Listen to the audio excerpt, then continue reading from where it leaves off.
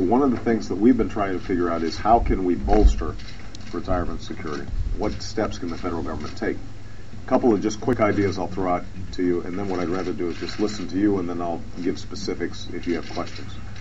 Number one, we want to require every employer to set up a retirement account. Not a defined benefit account, but at least a defined contribution account, and there's still a lot who still don't set up a 401k for people or IRA for people. And so we're going to require employers to at least set one up, and it will be voluntary in the sense that employers can opt out, but we are going to automatically enroll them unless they affirmatively drop out.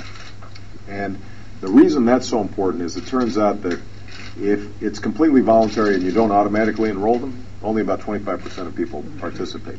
But if you institute automatic enrollment, 80% of people end up thinking it's a good idea. They just don't really want to do it on the front end. So we're going to have automatic enrollment.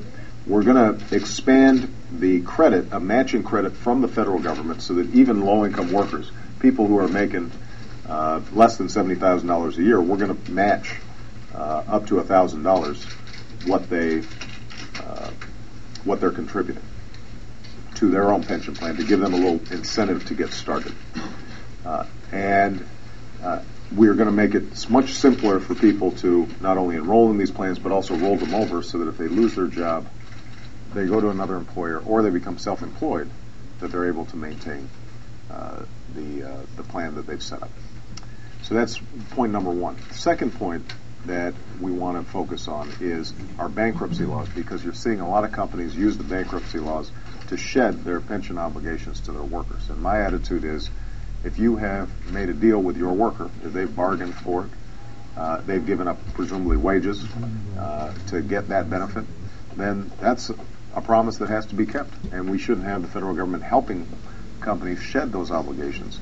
We're going to try to tighten up those rules, make it tougher for employers to shed those obligations, make sure that there's better disclosure of how well they're funding the pensions and where those pensions are being invested.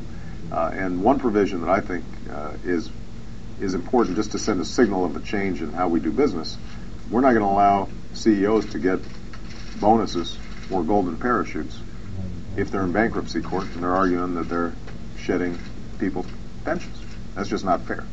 So that's the second thing that we're going to focus on. One other aspect to this related to bankruptcy is we want to make sure that if people are going to bankruptcy court because they got sick, because of medical bills, we're going to give them time to get back on their feet. I don't believe that people should be bankrupt for something that they didn't have any control over. And I think that's just fair.